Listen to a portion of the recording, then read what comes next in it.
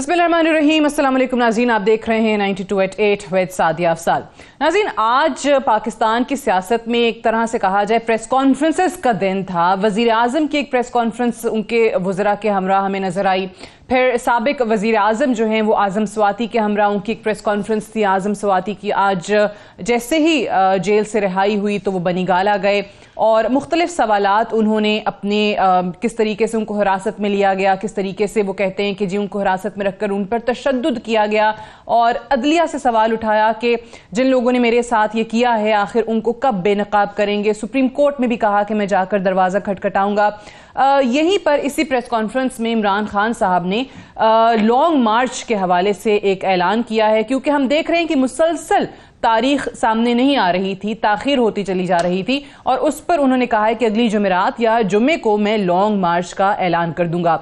इससे पहले अगर हम देखें तो आज पूरा दिन बैकडोर राब्ते किसके किसके साथ हैं उस पर बात होती रही। ख्वाजा आसिफ ने तरदीद की कि पाकिस्तान तहरीक इंसाफ के साथ हमारे कोई बैकडोर राब्ते नहीं हैं। असद उमर की तरफ से भी तरदीद आई, लेकिन ऑब्वियसली बैकडोर राब्तों को लेकर ये एक इम्कान था कि शायद कोई बात बन जाए और उसके बाद इमरान खान साहब को पाकिस्तान तहरीक इंसाफ को लॉन्ग मार्च की ज़रूरत ही पेश ना आए। लेकिन आज जिस तरीके से खान साहब ने बात किया कि मैं ऐलान कर दूंगा लॉन्ग मार्च का, तो उसको देखकर तो यही लगता है कि कहीं पर भी बैकडोर राब्ते जो हैं वो हुए नहीं, या अगर हुए हैं तो कामयाब नहीं रहे। एक तो प्रेसिडेंट साहब की कोशिशें थी, सदर आरिफ अलवी जिन्होंने खुद कहा था कि उनकी कोशिश है कि मुफाहमत हो जाए, बट नहीं हो सकी। उन्होंने एतराफ़ किया कि उनकी कोशिशें नाकाम रहीं। और अभी भी खान साहब ने बैकडोर रवाबित के हवाले से बात की है कि उनको नहीं यकीन कि इसका कोई भी नतीजा निकलेगा, क्योंकि वो सिर्फ और सिर्फ इलेक्शंस चाहते हैं। और इलेक्शंस को लेकर भी अगर हम वज़ीर आज़म शहबाज शरीफ का बयान देखें तो उन्होंने आज बरमला कहा है कि इलेक्शन अपने वक्त पर होंगे, 11 महीने का वक्त अभी इस हुकूमत के पास है, उसके बाद इलेक्शन कराएंगे। अब लॉन्ग मार्च को लेकर अगर देखा जाए तो आज वज़ीर आज़म शहबाज शरीफ साहब के जो अल्फाज थे आपने भी सुन भी लिए। उन्होंने कहा कि खान साहब जो है वो सर्टिफाइड चोर हैं और किसी भी सर्टिफाइड चोर को इस्लामाबाद घुसने की इजाज़त वो नहीं देंगे। इसी तरह के बयानात पहले हम देख भी चुके हैं राना सनाउल्लाह साहब की तरफ से, जो कि वज़ीर दाखिला हैं। उन्होंने मुजाहिरीन पर टी गैसिंग की बात की है। नई टेक्नोलॉजी के जरिए उन्होंने कहा है हमने मॉडर्न तरीके इख्तियार कर लिए हैं जिस तरीके से लॉन्ग मार्च के शुरुका से निमटना है। इन तमाम चीज़ों के हवाले से बात करेंगे और ये भी बताते चलें कि आज जो पाकिस्तान तहरीक इंसाफ ने इमरान खान साहब के खिलाफ जो इलेक्शन कमीशन का फैसला था उसको चैलेंज कर दिया है इस्लामाबाद हाई कोर्ट में, और इस्लामाबाद हाई कोर्ट में उनकी जो दरख्वास्त है वो मंजूर भी हो गई है और इसकी समाअत जो है वो पीर से होने जा रही है। Chief justice Islamabad high court justice Athar Minallah साहब इसकी समाअत करेंगे। मेहमानों का आपसे तारुफ करवा दूं, हमारे साथ सीनियर सहाफ़ी और तज्ज़ियाकार आमिर ज़िया साहब मौजूद हैं। बहुत शुक्रिया आमिर ज़िया साहब आपका। अली मोहम्मद खान साहब हमारे साथ मौजूद हैं, सीनियर रहनुमा पाकिस्तान तहरीक इंसाफ के। अली मोहम्मद खान साहब आपका भी बेहद शुक्रिया। और सैयद नासिर हुसैन शाह साहब हमारे साथ मौजूद हैं, सूबाई वज़ीर सिंध हैं, पाकिस्तान पीपल्स पार्टी के सीनियर रहनुमा हैं। पहले तो नासिर हुसैन शाह साहब आपसे मेरा सवाल है, कमर ज़बान कायरा की तरफ से भी हमने देखा कि बयानात आए थे बैकडोर चैनल्स ओपन होने को लेकर। पाकिस्तान पीपल्स पार्टी कहती भी आई है कि जी बिल्कुल सियासी जमातों के साथ राब्ते होने चाहिए। आज साबिक वज़ीर आज़म इमरान खान साहब ने इनफैक्ट प्रेस कॉन्फ्रेंस में बात की कि बैकडोर चैनल्स ओपन होना सियासी जमातों के दरमियान कोई नई बात नहीं है, होने चाहिए, लेकिन मुझे उम्मीद नहीं है कि इनसे कोई नतीजा निकलेगा। क्या वाकई ये समझ लिया जाए कि तमाम के तमाम मुज़ाकरात, चाहे वो पीपल्स पार्टी ने कहीं ना कहीं फैसिलिटेट कराने की कोशिश की हो, कहीं इनफॉर्मल जो राब्ते होते हैं, क्योंकि फॉर्मल तो ऑब्वियसली कहीं से कोई एडमिशन नहीं आ रहा, सब नाकाम हो गए क्या? अल्लाहुम्मा सल्ली अला मुहम्मदिन व आलि मुहम्मद। देखें, सियासी तौर पर पॉलिटिक्स में इस तरह के राब्ते और आपस में मिलना जुलना, बातचीत करना और डिस्कशन करना तो होता रहता है और ये होना चाहिए। ये एक हेल्दी चीज़ें हैं और ये अच्छी रवायत है। लेकिन आपने देखा होगा कि ये जो नए हमारे पीटीआई के ख़ास तौर पर ख़ुद खान साहब हमेशा से इन चीज़ों को कहते रहे हैं कि कोई ज़रूरत नहीं है जी इस तरह की चीज़ों की, लेकिन अब जाहिर है उन्हें इस बात की ज़रूरत और अहमियत का एहसास हुआ है। तो ज़ाती तौर पर मैं एक सियासी कारकुन हूँ, मैं तो समझता हूँ कि इस तरह के राब्ते ज़रूर होने चाहिए, बातचीत को आगे बढ़ाना चाहिए, एक मुस्बत बात हो और उस पर अच्छा एक उसका रिजल्ट निकलता है और डेडलॉक नहीं होना चाहिए। तो मैं ज़ाती सियासी जो कारकुन हूँ, मैं पाकिस्तान पीपल्स पार्टी का, मेरी ज़ाती राय ये है और मैं चाहता हूँ कि सब लोग अगर इस पे रहते हैं और बातचीत होती है तो अच्छी बात है, लेकिन इस तरह की चीज़ों को बंद गली की तरफ लेके जाना और किसी चीज़ पर भी ना आना, ये तो खान साहब की बातें हैं, वही करते रहे हैं। और अगर आज उनको ये महसूस हुआ है तो हम इस बात को, मैं तो सियासी तौर पर वेलकम करूंगा कि होने चाहिए। जी ठीक, अगर चलें आपकी अपनी राय, मैंने इसीलिए कहा पीपल्स पार्टी का हमेशा मुज़ाकरात को लेकर एक यकसर मुख्तलिफ मौक़िफ़ रहा है पाकिस्तान मुस्लिम लीग नवाज के से अगर हम कंपैरिजन करें। जमहूरी जमात हैं, आप बात भी करते आए हैं कि जी होनी चाहिए बातचीत, दरवाजे बंद नहीं होने चाहिए, आपने अपनी ज़ाती राय भी यही बताई है। लेकिन मुझे ये बताइए कि अभी भी मुसलसल देखें उनके लॉन्ग मार्च में ताख़ीर होती चली आई है, अभी भी उन्होंने कहा है कि मैं अगली जुमेरात या जुमे को लॉन्ग मार्च का ऐलान करूँगा, तारीख दूँगा। तो शायद कहीं गुंजाइश उन्होंने रखी है कि एक हफ्ते तकरीबन 5-6 दिन का वक्त है। आपको लगता है कि उससे पहले पहले कोई ऐसी सूरत हाल बन सकती है कि लॉन्ग मार्च की नौबत ना आए? क्या वाकई हुकूमत पहल करके उनके साथ बैठ सकते हैं, एक टेबल पर ला सकते हैं उन्हें?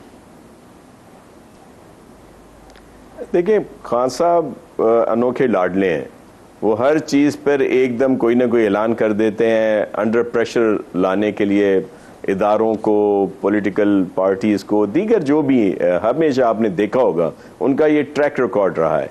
ये जो इन्होंने ऐलान कर दिया कि जी मैं लॉन्ग मार्च, धरना और इलेक्शन होने चाहिए, तो इस तरह के तो हालात ही नहीं है मुल्क में। मेरा सिंध आज भी डूबा हुआ है, यही हाल बलूचिस्तान का है, पंजाब के कुछ अजला का ये हाल है, केपी में ये हाल है, और हालात ही नहीं है, तो वो खुद भी समझते हैं। अब उन्होंने एक चीज़ कह दी, अब उसको मैं आपके भी एक प्रोग्राम में कह चुका हूं, वैसे भी कहता हूं कि ये जो कॉल है खान साहब की, ये मिस कॉल है। और अब जाहिर है उन्होंने कह दिया है, अब वो उस बात पे अड़े हुए हैं, लेकिन मैं नहीं समझता कि इसमें कोई उन्हें कामयाबी होगी। मैं तो अब भी खास तौर पर अपनी लीडरशिप से और दीगर जो हमारे कायदीन हैं उनसे भी कहूंगा कि बातचीत के जरिए कोई रास्ता जरूर निकालें, खान साहब को कोई सेफ पैसेज दे दें बातचीत के जरिए, जो वो कह चुके हैं। मैं भी देखिए वो भी तो समझते हैं इन चीजों को, देखते हैं कि अगर उसका नतीजा क्या निकलेगा, तो फिर ये हुकूमत बचेगी नहीं। जी आप कहते हैं कि जी बातचीत करें और उनको सेफ एग्जिट दे दें। चलें, इंटरेस्टिंग। आमिर ज़िया साहब, कुछ नहीं होता, मुकम्मल कीजिए। कुछ नहीं होता उनके इनसे कुछ नहीं होगा। आपने देख लिया कल जो एहतजाज हुए उसमें कितनी तादाद थी, कहीं 500, कहीं 1000, कहीं 50, कहीं 100, और बाकी उस पर कोई। और यही हाल होगा जब ये कॉल देंगे। मकसद क्या, जत्थे जो हैं या कहीं पे कोई बड़ा लोग आ जाए तो वो अपनी बात मनवा लें, ये तो मुनासिब नहीं है। मैं वैसे कह देता हूं कि खान साहब अगर इस पे राजी चले, उन्होंने 11 माह कहा है, अगस्त का है, अगर जुलाई में इलेक्शन करने के लिए हम ही रिक्वेस्ट कर लेंगे अपने कायदीन को, जी जुलाई की डेट दे दें, खान साहब को कोई दे दें सेफ पैकेज। अच्छा चलें, आप कह रहे हैं जुलाई तक आप आमादा कर लेंगे अपने कायदीन को कि मान जाएं खान साहब की बात, लेकिन उससे पहले सवाल ही पैदा नहीं होता। आमिर ज़िया साहब, आपका तज्जिया बड़ा सिंपल सा सवाल, क्योंकि आज भी देखें उन्होंने कहा जुमेरात या जुम्मे को मैं तारीख का ऐलान करूंगा लॉन्ग मार्च की, तो इसको हतमी समझ लिया जाए कि वाकई अब तारीख का ऐलान आ रहा है, या अभी भी कुछ दिनों की गुंजाइश दे के उन्होंने शायद इसको ऑप्शनल कर दिया है कि अगर कोई बातचीत बन जाए? आपको कोई उम्मीद नजर आती है या वाकई पक्का लॉन्ग मार्च हो रहे? जो नासिर हुसैन शाह साहब जिस लहजे में बात करते हैं और जो ये बात करते हैं, मेरे मध्यम लहजा है, बड़ी एक म्याना रवि के साथ। मेरी दुआ है कि हमारे सियासतदानों को इसी लहजे में और इसी तरह कुछ मतलब है लचक दिखाकर बात करने की आदत होनी चाहिए, उसमें फिर मामला आगे बढ़ते हैं। तो मुझे बड़ा अच्छा लगा, और पहले भी जब भी इनसे बात, हमेशा इनसे सबसे सब सवाल करें, इनका यही अंदाज होता है। अच्छा, दूसरी बात ये कि जो आपका असल सवाल है कि जी इमरान खान कितने संजीदा हैं लॉन्ग मार्च पे, मैं ये समझता हूँ कि इमरान खान की भी, जिस तरह बहुत सारे पाकिस्तानियों की, जो भी पाकिस्तान के मामलात को समझता है, जिसको पता है कि हम कितने मुश्किलात के भंवर में घिरे हुए, चाहे वो सियासी हो, चाहे अदम इस्तेकाम हो, उसमें होना नहीं चाहिए। उसमें एहतजाज की सियासत की हमारे पास जगह नहीं है, और अगर होगी तो बड़ी मजबूरी के आलम में होगी। तो जब भी आप देखें कि इमरान खान साहब जो है मुसलसल तमाम तर दबाव के बावजूद, जो अंदर पार्टी की तरफ से भी है, इनके मुखालफिन इनको बाकायदा प्रोवोक करें कि जनाब आप कोई तारीख दें, और वो समझते हैं कि इमरान खान गालिबन इसमें जो बंद गली की बात कर रहे थे तो मजीद फंस जाएंगे। तो इमरान खान भी चाहते हैं कि उससे पहले, यानी कि सिर्फ धमकी देकर ही मामला अगर तय हो जाए तो ज्यादा बेहतर है। तो मैं इसको उस पैराए में देखता हूँ, पहली बात। दूसरी बात ये कि मुज़ाकरात जो मेरी इत्तलात हैं वो एस्टेब्लिशमेंट के साथ हुए हैं, और वो मतलब है 1-2 मरतबा नहीं, 8-9 मरतबा 10 मरतबा के करीब मुख्तलिफ राउंड हुए। उसमें एक में इमरान खान साहब खुद भी शरीक थे, फिर इनके बाकी टीए के लोग थे। अच्छा, उसमें जो है जो मेरी इत्तलात है और जो मेरी बात हुई है पीटीआई के सीनियर रहनुमाओं से, तो उनका ये कहना है कि जनाब कोई ब्रेक थ्रू नहीं हुआ, और वो उनका एक जुमला मुझे लगा कि दे फेल टू डिलीवर। अब जाहिर है कि उसके आगे मैं जुमला लगा सकता हूँ कि दे फेल टू डिलीवर और नाउ, ठीक है ना, कि अभी जितने राउंड हुए अच्छे उसमें जो है इमरान खान के तो मुतालबा है ना कि इंतखाबात हों फौरन, लेकिन साथ साथ उसके अंदर और भी मतलब चीजें जुड़ी हुई हैं। अकाउंटेबिलिटी के ऊपर अब एस्टेब्लिशमेंट का एक और रवैया नजर आता है। वो जो एंटी करप्शन का नैरेटिव था उसमें बड़ी तब्दीली आई है। फॉरेन रिलेशंस के हवाले से चीजें जो है उसमें आई टू आई नहीं देखते हमारी हुकूमत भी, माफ कीजिएगा, एस्टेब्लिशमेंट भी और इमरान खान साहब भी। तो बहुत सारी चीजें इससे जुड़ी हुई है, लेकिन उसमें होना ये चाहिए कि अगर जैसे मुझे ये भी नासिर हुसैन शाह साहब कह रहे थे जुलाई पे, तो उन्होंने बगैर कहते ना मेज पे ही कह दिया। तो अगर कोई ऐसी चीज हो कि जनाब कुछ ले देकर 2-4 महीने इधर और महीने उधर और कोई मामला तय हो जाता है, तो वो पाकिस्तान के लिए ज्यादा बेहतर है। आगे बढ़ने का हमें एक रोड, कोई दरमियानी रास्ता अगर निकलता है तो अच्छा है वो पाकिस्तान के लिए मिलना चाहिए। और जो नून लीग का मसला दूसरा है, पीपल्स पार्टी का वो मसला नहीं है। नून लीग सेटल करती है कि जी पंजाब के अंदर इमरान खान जिस तरह से तेजी से फैले हैं और जितना उनको एक मकबूलियत की ग्राफ है, तो असल जो मुकाबला जो वहां पर उनको एक सदमा झेलना पड़ेगा नून लीग को, वहां पर वो लोग बहुत परेशान हैं। जो पीपल्स पार्टी के पॉकेट हैं, अगर आप सिंध की बात करें तो उसमें इनकी रूरल कॉन्स्टिट्यूंसी मैं समझता हूँ मजबूत है, अर्बन में इनकी पॉकेट्स हैं, तो वहां पर इनको इतना तशवीश का मामला नहीं है। तो वहां पे आग इतनी नहीं लगी हुई जितनी नून लीग को लगी हुई है। तो People's Party can afford to say what mister Nasir Hussain Shah sahab से।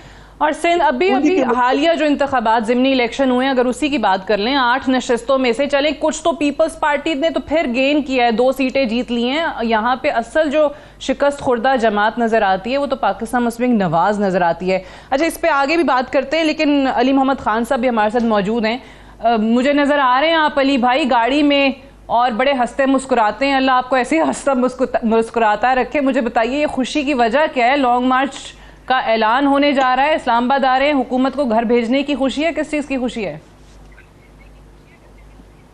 जी बहुत शुक्रिया। बिस्मिल्लाहिर्रहमानिर्रहीम, अल्लाहुम्मा सल्लि व सल्लिम व बारिक अला सय्यिदिना मुहम्मद। इस वक्त हल्के में हूँ मैं और इलेक्शन जीतने के बाद तमाम कारकुन जो हैं उनसे मुलाकातें और हल्के के अवाम का शुक्रिया अदा किया जा रहा है।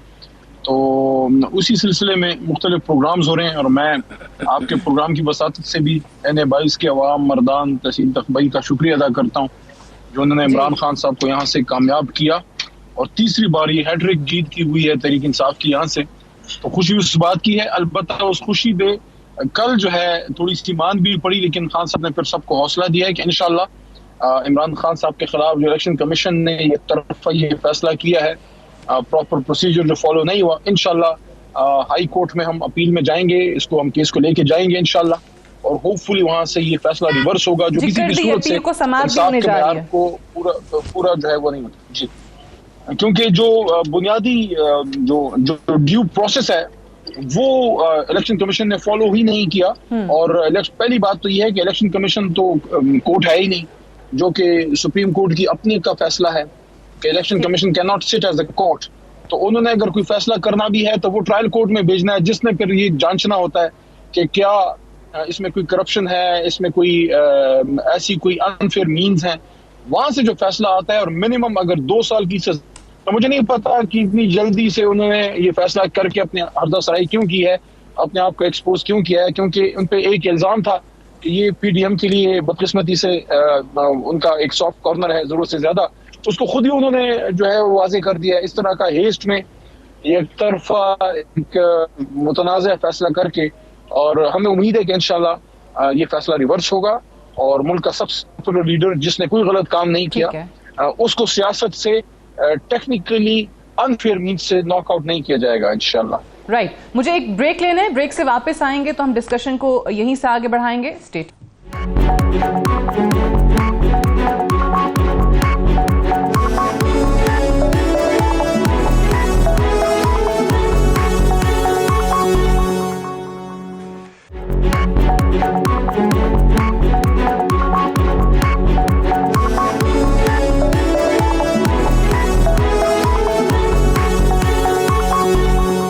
वेलकम बैक प्रोग्राम में एक बार फिर से खुशामदीद। ब्रेक पे जाने से पहले अभी अली मोहम्मद खान साहब ये बात कर रहे थे कि इलेक्शन कमीशन ने खान साहब का जो कल का नाहली का डिसीजन है उसमें कानूनी तकाजे पूरे नहीं किए। कल ही ये ऐलान कर दिया था पाकिस्तान तहरीक इंसाफ ने कि हम इसको कोर्ट में चैलेंज करेंगे। आज इस्लामाबाद हाई कोर्ट में चैलेंज कर भी दिया है। नासिर शाह साहब ये फरमाइए कि अभी आपने खान साहब के लिए अल्फाज इस्तेमाल किए थे कि वो तो अनोखे लाडले हैं अभी भी। आज शर्जील मेमन की भी प्रेस कॉन्फ्रेंस हुई और उनकी जो पूरी प्रेस कॉन्फ्रेंस थी वजीर इत्तलात सिंध की, उसका क्रक्स ये था कि जिसमें वो कह रहे थे कि ये देखते हैं हम कि अदालतें इनकी अपील कब सुनती हैं, क्या उतना ही टाइम लगता है जितना बाकी लोगों की अपीलों में लगता है, या इनको फौरी रिलीफ मिल जाता है, अभी भी इनके साथ स्पेशल ट्रीटमेंट हो रहा है, ये अभी भी लाडले हैं। ये आज जो हुआ उनकी अपील गई और इस्लामाबाद हाई कोर्ट में अब पीर को वो समाअत के लिए मुकर्रर भी हो गई है। सब क्या इसके बाद भी आप कहेंगे कि देखें आज ही हम कह रहे थे स्पेशल ट्रीटमेंट मिलेगा और इतनी जल्दी अपील लग जाएगी। अदालतें इतना टाइम तो ले लेती नहीं। मैं ये अर्ज कर रहा था कि ये वाकई अनोखे लाडले हैं और इनके साथ जिस तरह का ट्रीटमेंट हो रहा है वो तो हर किसी के सामने है और आया है। अब भी आप देख लें कि ये जो फैसला आया है इनके खिलाफ, अब कहा जा रहा है कि ये टेक्निकली जो है वो जी गलत है, ये तो इन्होंने टेक्निकली गलत दे दिया। चले वो होगा, मे बी, मैं तो कानूनदान नहीं हूं, लेकिन क्या इखलाकी मॉरली ये गलत फैसला है कि जब इन्होंने तोशा खाने से कोई चीजें दी जिनको डिक्लेयर नहीं किया, पहले तो वो वैसे ही उठा ली और बेचने के बाद इन्होंने वहां पे पैसे को शो किए या जमा किए, वो भी जब बात आया हुई, और फिर इन सारी चीजों को फिर डिक्लेयर नहीं किया। हम सब इलेक्शन लड़ते हैं। अली मोहम्मद खान साहब मेरे लिए इंतहाई मोहतरम है, अब भी उनको मुबारक हो उनके हलके में जहां पे वो जीते हैं और वहां पे अब भी वो घूम रहे हैं, लोगों के साथ मिल रहे हैं, तो ये भी इलेक्शन लड़ते रहे हैं। एसेट्स, गोशवारे, हर चीज हर साल हम अपडेट करते हैं और अगर कभी कोई चीज ऐसी रह जाए तो फौरी उसका एक्शन होता है। तो ये अगर खान साहब ने ये सारी चीजें जो है वो छुपाई हैं, वो इखलाकी चीजों को छोड़ दें कि जो घड़ी इनको मिली वो जाके इन्होंने बाजार में बेच दी, दीगर चीजें उन्होंने की जो इंतहाई घिरी हुई बात थी, लेकिन कानूनी तौर पर जो चीजें इन्होंने तोशा खाने से उठाई, पहले तो उनको एक्नॉलेज नहीं कराया गया जहां पे उनका तरीक़ेकार होता है, और फिर वो पैसे जो कहे कि जी हमने बाद में वो अपने अकाउंट से नहीं दिए गए, दूसरों पर इल्जामात एकदम लगा देते हैं, जी वो तो जरदारी साहब ने गाड़ियां ली थी, मियां साहब का ये हो गया था, जो वजीर आजम साहब थे उन्होंने ये कर दिया था। तो उन्होंने अपने अकाउंट से पैसे अदा किए, उन्होंने हर चीज अपने एसेट्स में, गोशवारों में छुपाई नहीं, उन्होंने लिखी। लेकिन वो एक जो तरीकेकार है कि कैरेक्टर असैसिनेशन के लिए इस तरह के केसेस बनाए गए, ये तो सीधा सीधा केस है, टेक्निकलिटीज में ना जाएं, ठीक है उसमें जो कुछ भी हुआ, लेकिन जो इन्होंने बेईमानी की वो खान साहब जो दूसरों को हमेशा चोर कहते रहे हैं, ये तो मकाफात अमल है।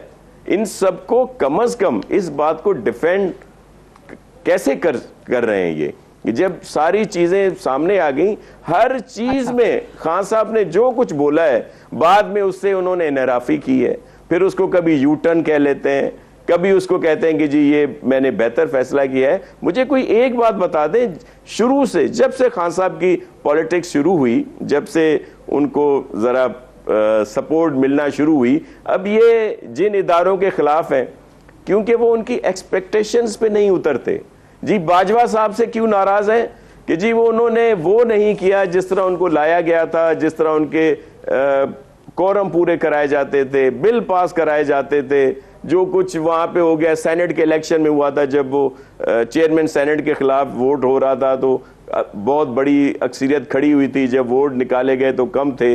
ये सारी चीजें वो अब भी चाह रहे थे कि इसी तरह का प्रेशर आता, लोगों को पकड़ धकड़ होती, कोई टेलीफोन होते, कोई प्रेशराइज होते, तो ये जो वोट ऑफ नॉट कॉन्फिडेंस है ये ना होता। तो ये एक्सपेक्टेशंस है, वो तो हमने सुना था, वो जमीर की आवाज सुन लेते थे लोग एंड टाइम पे। देखे सुन ले ये चीजें खान साहब मान चुके हैं। देखिए मैं आपको सादिया अफजाल साहिबा, जब खान साहब के हक में लोग फैसला देते थे, लोटे बनते थे, तो उनके जमीर जागते थे। जब वो उनके खिलाफ जाते हैं तो उनके ज़मीर बेच दिए जाते हैं। दूसरी बात ये एक हकीकत है कि हमारे मुक़्तदर इदारों का, एस्टेब्लिशमेंट का एक अहम रोल पाकिस्तान की पॉलिटिक्स में रहा है, लेकिन उनके लिए सबसे अहम जो है वो पाकिस्तान है। जब वो देखते हैं कि चले उनकी किसी सोच ने, किसी की सिफारिश ने किसी लाडले को ले आए, और अगर उनका लाया हुआ वो जो भी सेटअप है वो मुल्क को नुकसान पहुंचा रहा है, जो मईशत को उसने बेड़ा गर्क कर दिया, बैरूनी दुनिया में हमें तनहा कर दिया, फॉरेन जो उनकी पॉलिसी रही, दीगर चीजें जो उनकी थी, हर चीज को उन्होंने गलत तरीके से आगे बढ़ाया, तो फिर वो उससे हाथ उठा लेते हैं। लेकिन वो भी पाकिस्तान का हमेशा सोचते हैं, उनके लिए सबसे पहले पाकिस्तान आता है। ठीक है, मैं मूविंग ऑन, मैं इसी पे जरा बात करते हैं। पहले ये जो लाडले वाली कहानी, जब वो नॉन पॉलिटिकल होते हैं, जब वो नॉन पॉलिटिकल होते हैं, जब वो जी न्यूट्रल होते हैं, जब वो नॉन पॉलिटिकल होते हैं ये इदारे, जिनको ये न्यूट्रल कहते हैं, तो उनके ऊपर ये एतराज करते हैं। फर्क क्या है? इस वक्त पीटीआई या खान साहब ये प्रेशराइज कर रहे हैं कि ये इदारे आए और नॉन पॉलिटिकल ना रहें, न्यूट्रल ना रहें। दूसरी तरफ जो लोग, दूसरी पार्टीज हैं, वो कह रही हैं कि आप नॉन पॉलिटिकल रहें, आप न्यूट्रल रहें। इसी वजह से हम उनको सलाम कह देते हैं, पेश करते हैं, तो ये अब उसको दोबारा लाना चाहते हैं। Right, got your point Shah साहब। जो नहीं होना चाहिए। आगे बढ़ने की इजाजत दीजिएगा। आमिर ज़ियाद साहब, ये जो अभी हुआ है, जिस तरीके से इन्होंने भी कहा कि लाडले हैं, आज आपने वो शर्जील मेमन की प्रेस कॉन्फ्रेंस भी सुनी होगी, उसमें भी वो अदालतों से सवाल उठा रहे थे, बार बार वो ये कह रहे थे कि हम देखते हैं कि इनको कितने अरसे में रिलीफ मिलता है, ये भी अपील में जाएंगे, बाकी को तो बड़ा टाइम लग जाता है। आज वो उनकी मुकर्रर भी हो गई अपील जो है वो हेयरिंग के लिए सोमवार के रोज़। सो आपको क्या लगता है कि ये कहाँ तक जाके ख़त्म होगा मामला? सारे सियासी मामलात अदालतों में जा रहे हैं और अदालतों से हर कोई सवाल उठा रहा है। पीडीएम जो हुकूमती जमातें हैं वो भी सवाल उठा रही हैं उनसे, और आज खान साहब की प्रेस कॉन्फ्रेंस में वो भी बार बार अदालतों से सवाल कर रहे थे। अदालतें क्या करें? सादी, सबसे पहले तो मैं ये कहूँगा कि इस मुल्क में तारीखी एतबार से जो असल और हकीकी लाडला है इस्टेब्लिशमेंट का, वो मियाँ नवाज शरीफ साहब हैं। क्योंकि आप ये देखें कि सब, मुझे पूरी तारीख दोहराने की जरूरत नहीं कि किस तरह उनका सियासत में लाए गए, किस तरह से उनका इर्तिका था, किस तरह से उनको कल्टिवेट किया गया। लेकिन मजेदार बात ये तो खुद पीपल्स पार्टी वाले कहा करते थे उनके बारे में, और अब भी कहेंगे, मतलब कोई हम ढकी छुपी बात नहीं, मुस्तनद है, किताबों में लिखा हुआ है। मगर मजेदार बात है कि ये जब नवाज शरीफ साहब हर मरतबा मुल्क से कभी बाहर चले जाते हैं, फिर उनको दोबारा इजाजत मिल जाती है। और इस बार देखें आप कि कन्विक्टेड थे, लेकिन अनप्रेसिडेंटेड होता है, कभी नहीं होता कि जी जेल का ताला उससे खुल जाए और वो बैरून मुल्क तशरीफ ले जाते हैं। तो असल हकीकी जो लाडले हैं, जिसपे कोई डिस्प्यूट नहीं कर सकता, वो नवाज शरीफ साहब है। मुझे नहीं पता नासिर साहब इस पे इत्तेफाक करेंगे या इख्तिलाफ करेंगे, क्योंकि मुझे याद है मोहतरमा बेनजीर भुट्टो साहब अभी भी लाडले हैं आपकी नजर में। एमिनेंस ऑफ जनरल जिया, जो बड़ा मशहूर था कि जिया के बाकियात, वो नवाज शरीफ साहब को कहा करती थी। इनका पूरा किरदार है और बड़ा एक लोग उस पर डिस्प्यूट करते हैं कि जो भी उन्होंने जमहूरियत कुछ उनके इक़दाम रहे, उनकी किरदार रहा, उसमें कोई ढकी छुपी बात नहीं है। आज वही चीज आप देखें, आयरनी में कहता हूँ कि आयरनी शुड डाई, कि जनाब इमरान खान पे जो तोशा खाना के इल्जाम है, वो 13 करोड़ गालिबन 49 लाख का है, कुछ हजार 89 लाख और इस तरह का है कुछ, ठीक है ना। अच्छा, उसके मुकाबले में जो साहब आज वज़ीर आज़म है, बिल्कुल ऐसे ही, ये केस जो क्वाश किया गया वो 16 अरब का है मनी लॉन्ड्रिंग का, एक और है 14 बिलियन का है। आप इमेजिन करें 30 बिलियन के सिर्फ 2 ये केस थे। अच्छा, उसी तरह हम देखते हैं कि जी मतलब है जिस तरह बरियत हो रही है, जब से नैब लॉज में मुतनाज़ा तरामीम की गई हैं, 200 के ऊपर से 200 मुकदमा जो है, 200 से ज्यादा उनको वापस ले लिया गया है, मजीद लिए जाएंगे। तो हमारे यहाँ जो है मतलब है उन्होंने इस तरह की अमेंडमेंट्स किए जो पर्सन स्पेसिफिक हैं, कि वो ख्वाजा साद रफीक को फायदा पहुंचेगा, उससे हमजा को पहुंचेगा, उससे मतलब है शरीफ खानदान के किस किस फर्द को और उनके करीबी साथियों को पहुंचेगा। ये चीजें हुई हैं। अच्छा, फिर आपका जो सबसे अहम सवाल था कि जनाब क्यों अदालतों में जाते हैं, बात ही कि हमारे सियासतदान जो हैं वो नासिर शाह साहब की तरह जो है सियासी बालुकुल नजरी का मुजाहरा नहीं करते कि जी गिव एंड टेक, पार्लियामेंट में मसला हल करें या फिर पार्लियामेंट से बाहर करें। क्योंकि इनकी नाकामी होती है मरतबा मसाइल को हल करने में, अदालत में जाना पड़ता है, सब अदालतों में, बिल्कुल। और अदालतें हक में फैसला दे दें तो इंसाफ हो गया है, अगर खिलाफ फैसला आ जाता है तो फिर अदालतों को भी तनकीद का निशाना बनाते हैं। बिल्कुल दुरुस्त कहेंगे। और उसमें एक और बड़ी खतरनाक बात है कि उसकी वजह से हमारी पार्लियामेंट अंडरमाइन हो रही है, उसकी वजह से जमहूरियत बदनाम हो रही है, लोगों का एतमाद जो है सियासतदानों पे और सियासी जमातों से उठ रहा है। उस चीज का जो है एहसास हमारे यहाँ किया नहीं जाता। तो ये जब तक क्लैरिटी नहीं होगी हमारे यहाँ, और फिर अगर आप वो बात करना चाहें कि जी वो इस्टेब्लिशमेंट जो है उसका क्या किरदार होना चाहिए, एक अलग बहस है, वो तो एक अलग प्रोग्राम की मुतकाजी होती है बात। जी सादिया, थैंक यू। जी बिल्कुल, वो मुझे वो कल का स्टेटमेंट भी याद आ गया जो खुद आर्मी चीफ का आया है कि मैं 5 हफ्तों के बाद रिटायर हो जाऊंगा और फौज का कोई किरदार पाकिस्तान की सियासत में अब नहीं होगा। यानी जाहिर है इदारा है, उनको भी इस चीज़ का एहसास है कि रहा है, ये एक फैक्ट है, सबके सामने है, इस्टेब्लिश्ड एक चीज़ है, लेकिन अब वो खुद कह रहे हैं कि नहीं होगा। बहरहाल देखते हैं। अली मोहम्मद खान साहब, ये आज खान साहब की जो प्रेस कॉन्फ्रेंस हुई, ज़रा सुना दीजिएगा पहले, फिर मैं इसका जवाब लेती हूँ अली मोहम्मद खान साहब से। उन्होंने आज़म स्वाति की रिहाई के बाद क्या बात है, क्या वो अदालतों से सवाल उठा रहे हैं, सुनाइएगा जी। इन्होंने पहले शहबाज गिल से जो किया, चीजें पता चली कि जिनसी तशद्दुद किया, पहले तो मेरे से माना ना जाए, फिर उन्होंने मुझे जब तस्वीरें दिखाई तब मुझे अंदाजा हुआ कि इन्होंने किया क्या उससे। आजम स्वाति के ऊपर जो उन्होंने किया, ये एक ऐसी चीज है जो मैं आज आपको कह दूं कि मैं अब इसको पूरी तरह आजम स्वाति के साथ हर फोरम के ऊपर अब हम जाएंगे इसके। और मुझे अफसोस ये है कि हमारी अदलिया ने सो मोटो एक्शन नहीं लिया उसके ऊपर। अगर उसके ऊपर एक्शन ले लेते, कस्टोडियल टॉर्चर थी वो, सारी दुनिया में बैंड है, उसके ऊपर ले लेते तो शायद आजम स्वाति से वो ना होता जो उनसे हुआ। मैंने यहाँ पॉलिटिकल लोगों से इस तरह का जुल्म कभी नहीं देखा, और खास तौर पे वो जो डेमोक्रेटिक दौर है, मैंने कभी ऐसी चीजें नहीं देखी। तो ये ऑब्वियसली एक और मामला है। आई एम नॉट सेइंग कि गलत है या सही है, लेकिन तमाम मामला जो हैं राइट और रॉन्ग वो अदालतों में ही जाते ख़त्म होते हैं। अली मोहम्मद खान साहब, जिस तरीके से भी खान साहब कह रहे हैं कि अगर उस चीज़ पे पहले डॉक्टर गिल के मामले पे सो मोटो हो जाता तो आजम स्वाति वाला इंसिडेंट नहीं होता। अब आजम स्वाति मामले पे अब वो कह रहे हैं कि मैं खुद जाऊँगा इनके साथ कोर्ट। तो आपको क्या नज़र आ रहा है इसका मंतकी अंजाम? मैं इस पर ये कहना चाहूंगा कि देखें, मुलजिम जब तक वो मुजरिम नहीं बनता उसके कुछ हुकूक होते हैं और मुजरिम के भी कुछ हुकूक होते हैं।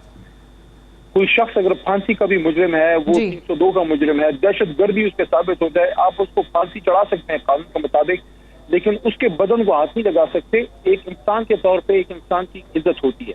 और ये मैं आपको एक तारीखी वाक़े की तरफ लेके जाना चाहता हूँ, और ये बाकायदा डिस्कस हुआ है सुप्रीम कोर्ट ऑफ पाकिस्तान में। जब भुट्टो साहब का रेफरेंस था, मैं इत्तेफाक से उसमें आता था अपने सीनियर के साथ, और उसमें उस मशहूर वाक़े का जिक्र हुआ कि जब लाहौर हाई कोर्ट में मरहूम भुट्टो साहब को कुर्सी ऑफर नहीं की गई और उनको ये कहा गया और उनका मजाक उड़ाया गया कि इस्लामी मुल्क का वज़ीर आज़म, एक इस्लामी वज़ीर आज़म आपकी तरह होता है। तो वहां पे ये बात कोर्ट हुई, सुप्रीम कोर्ट में डिस्कस हुई कि क्या किसी शख्स को ये हक हासिल था कि भुट्टो साहब के मजहब पे सवाल उठाता या उनकी शख्सियत को हिट करता, आप उन पे केस चलाएं। तो ये जो इस वक्त के वाकयात हो रहे हैं ये नए नहीं है, इस तरह के वाकयात पाकिस्तान में होते रहे, लेकिन अब बहुत ब्लेटेंटली हो रहे हैं। देखिए, आजम स्वाति साहब ने जो बयान दिया उससे हम एग्री ना करें, जाहिर है उससे आप एग्री नहीं कर सकते। बहुत लोग उस पर वो कह सकते हैं कि ठीक है, उनको इस तरह नहीं उस तरह बात करनी चाहिए थी। अगर उन्होंने कानून तोड़ा था तो उसका तरीका ये है कि उनको उन पर आप केस करें, उनको आप एक इज्जत से लेके जाएं। उनके घर वालों के सामने उनकी बेइज्जती करना जिस तरीके से, वो तो मेरे अल्फाज ही मुंह पे नहीं आते, जिस तरह से उनके साथ हुआ है, मेरे ख्याल में ये कोई भी पाकिस्तान का कानून इसकी इजाजत नंबर 1 नहीं देता। नंबर 2, ये तो अभी नासिर शाह साहब बैठे हैं, मेरे ख्याल में देर में आओगे सपोर्ट दिस के माजी में मियाँ साहब के दौर में जिस तरह जरदारी साहब के साथ हुआ, करप्शन के उन पे इल्जाम थे, वो तो एक और चीज है, लेकिन जिस तरह उन पे जिस्मानी तशद्दुद हुआ, उनकी जबान को जख्मी किया गया, ये माजी नहीं सारा हुआ है।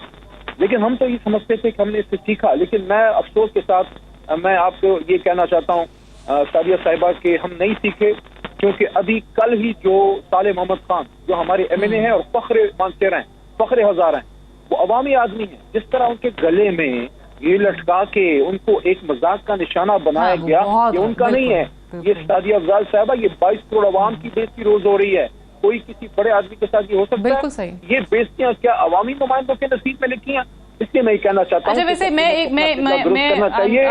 मुझे नहीं पता मेरी बात की तायीद करेंगे या नहीं करेंगे। मुझे एक बात बताइए कि एक चीज और भी है, बिल्कुल वो साले मोहम्मद के साथ जो हुआ, वो हालांकि MNA है, लेकिन ऑब्वियसली कुछ सियासी जमातों में भी कुछ लोग होते हैं ना, मीडिया की वजह से, वोकल होने की वजह से वो ज़्यादा जाने पहचाने जाते हैं। आपको लोग जानते हैं कि जी अली मोहम्मद खान हैं, नासिर शाह साहब को लोग चेहरे से पहचानते हैं कि जी नासिर हुसैन शाह साहब हैं। कोई आप लोगों के साथ ये नहीं करेगा, पुलिस ने भी उस बेचारे को, जिसको शायद अवाम भी नहीं जानती, क्योंकि बहुत सारे लोग हैं पार्लियामेंट में मौजूद होते हैं लेकिन वो देखे नहीं जाते, टीवी पे नहीं आते हैं, सुने नहीं जाते हैं, उनकी तकरीर नहीं सुनी होती है, एयर नहीं हो रही होती, नहीं पहचानते। सो आज उनके साथ ये सलूक हुआ, ये भी तो एक फैक्टर है ना। ये किस तरीके से कर सकती थी पुलिस, कि सिर्फ इस वजह से कि उस बंदे को लोग पहचानते नहीं है तो आपने उसके साथ ये सलूक किया है तो एमएनए।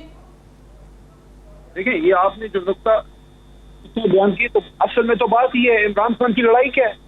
इमरान खान साहब की लड़ाई तो यही है ना कि दो नहीं एक पाकिस्तान, यानी कि हम इसको एक्सेप्ट करते हैं कि अगर किसी को नहीं पता कि एमएनए है तो फिर उसकी इज्जत, यानी it is free for all, कि अगर एक आदमी पार्लियामेंटेरियन नहीं है, वो वेल नोन नहीं है, मीडिया पर्सन नहीं है, या वो पावरफुल आदमी नहीं है, तो उसके साथ जो करो जी। ये तो और भी बुरी बात है। यानी कि अब इस मुल्क में जो एक आम आदमी का पाकिस्तान बनने के लिए बना था, एक आम आदमी की कोई इज्जत नहीं है। अगर ये मैं कहता हूँ सालिम मोहम्मद साहब को उन्होंने नहीं पहचाना, तो क्या उनकी इजाजत है कि एक आदमी की बेइज्जती करें? और वो तो उस वक्त भीड़ में, तो चलो आप क्या सकते नहीं पहचाना, बिल्कुल सही। ये जो उनके साथ किया है, जो उनकी पिक्चर आई है, वो तो थाने के अंदर की पिक्चर है, उधर भी नहीं पहचानते थे, वो तो तब की पिक्चर है जब असद उमर साहब उनके पास जा चुके थे। देखें, ये चीजें हमें खत्म करनी होंगी, हमें इंसान को बेइज्जत इंसान इज्जत देनी होगी, और ये इमरान खान की जंग है कि भाई इस ग्रीन पासपोर्ट की और इस नेशनल आइडेंटिटी कार्ड की इज्जत कराओ, ये वीआईपी कल्चर खत्म कराओ, और यहाँ पे हर आदमी की, नासिर शाह साहब की या मेरी या हमारे किसी पीएन की, बड़ा गलत था किसी भी इंसान की इस तरीके से आप इज्जत नफ्स जो है वो मजरू नहीं कर सकते। वो दहशत गर्दों की तरह उनके गले में जो है तख्ती डाली हुई थी। बहरहाल मुझे एक ब्रेक के लिए जाना है, ब्रेक से वापस आते हैं, डिस्कशन को हम यहीं से आगे बढ़ाएंगे। Stay tuned.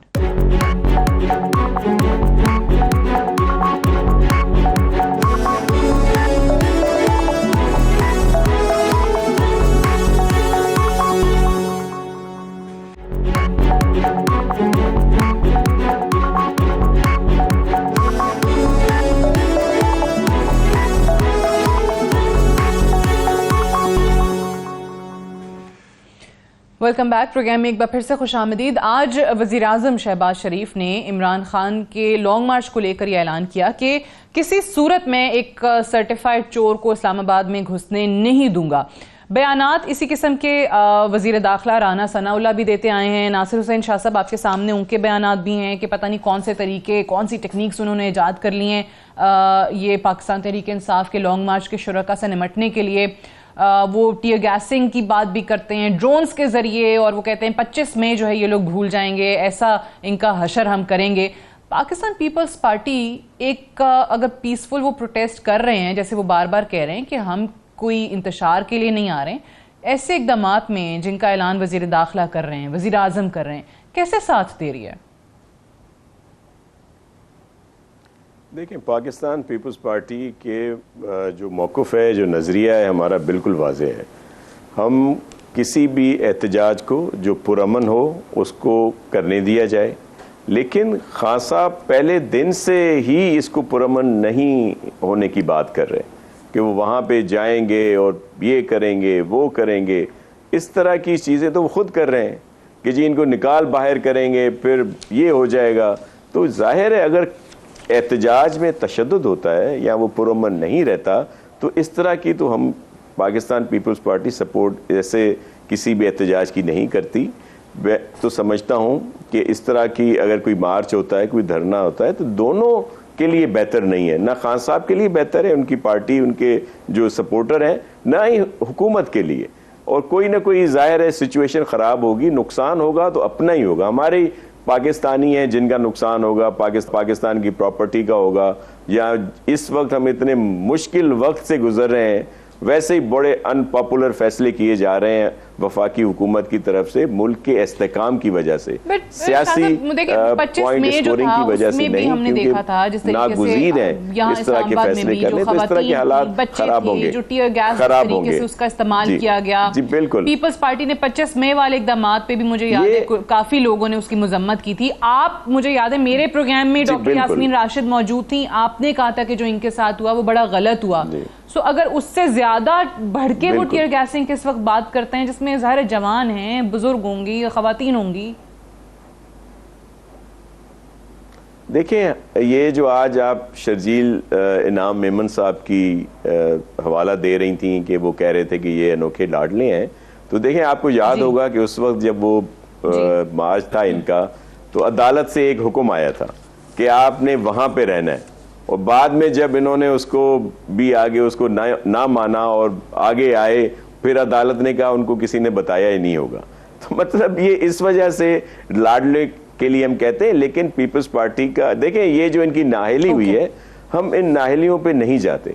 ये फैसला अवाम ने करना है कि जी वो किसको वोट देते हैं, किसको नहीं देते। ये तो देखें, ये 62-63 डिक्टेटर ज़िया का था, वो एक ग्रेजुएशन की शर्त ज़िया अपना मुशर्रफ साहब ने लगा दी थी। कोई ये तो लोगों को इस प्रोसेस से दूर रखने की कोशिश की जाती है। लेकिन जहां हम मजम्मत करते हैं जो सवाती साहब के साथ हुआ, या किसी के देखिए किसी के साथ भी गैर कानूनी या जो जिसको गिरफ्तारी की जाए, लेकिन उसके साथ साथ हम उन पर भी करते हैं, जिस तरह राणा साहब के ऊपर केस किए गए या हमारे जो लीडरशिप है उन पर किया गया, बहुत सारों पर तशद्दुद किए गए, उन सहाफियों को जिन पर तशद्दुद किया गया, जिनको गोलियां मारी गई, अगवा किया गया, उनकी भी मजम्मत करते हैं जो खान साहब के दौर में हुई। किसी को घुसने नहीं देंगे हम, सर्टिफाइड चोर को इस्लामाबाद। अच्छा देखिए, बात ये कि आप इमरान खान साहब के जो प्रोटेस्ट के वाले जो अंदेशे हैं, मैं समझता हूँ बहुत ज्यादा उनमें मुबालगा आ रही है। आप उस पीटीआई का क्लास कॉम्पोजिशन देखें, ये बुनियादी तौर पर मिडिल क्लास की पार्टी है, और उसमें आपने जैसे खुद फरमाया कि बच्चे आते हैं, औरतें आती हैं, वो नौजवान आते हैं जिनको मजाक उड़ाया करते थे कि जी बर्गर हैं और फला है, उस तरह के लोग आते हैं जिससे जिनका पहले कभी सियासत में वाबस्तगी नहीं हुआ करती थी। इनकी जो रिप्रेजेंटेशन है अर्बन पाकिस्तान में वो इसी तरह की है। तो आप इनसे तवक्को नहीं कर सकते कि ये आके मार धाड़ कर रहे होंगे, ये गाड़ियां चला रहे होंगे। उसकी एक अलग तरबियत होती है, उसका एक अलग मिजाज होता है, तो उनको तो करना भी मेरे ख्याल में ये पेट्रोल छिड़क के सही आग भी नहीं लगा आपको 2000 के धरने का याद करवाते हैं ना, पीटीवी पे हमला हो गया था, वो आपने सुनी तो है स्टेटमेंट्स पीडीएम से। मैं कहता हूं कैरेक्टर होता है ना पॉलिटिकल पार्टी का कि वो ये काम कर सकती है और सस्टेन कर सकती है। बात सिर्फ ये नहीं होती कि एक स्पॉटिक इंसिडेंट हो गया चले हो गया, बात होती कि सस्टेन इस तरह की वायलेंट यानी कि मुतशद्दिद तहरीक जो चलता है, उसकी मैं नहीं समझता कि इसमें कैपेसिटी है। इनमें क्या हमारी किसी भी पॉलिटिकल पार्टी में नहीं, एक जमाने में पीपल्स पार्टी में माशाल्लाह वो जाल एलिमेंट हुआ करते थे, लेकिन आप कह रहे हैं कि पाकिस्तान तहरीक इंसाफ के जो लोग हैं, जो वर्कर्स हैं, जो सपोर्टर्स हैं, वो ये कर नहीं सकते। Unfortunately I have run out of time, I have to wind up here. बहुत बहुत शुक्रिया ज़ियाद साहब, नासिर हुसैन शाह साहब, अली मोहम्मद खान साहब प्रोग्राम में ज्वाइन करने के लिए। That's all for tonight, I will see you tomorrow इंशाल्लाह। इजाजत दीजिए, खुदा हाफिज़।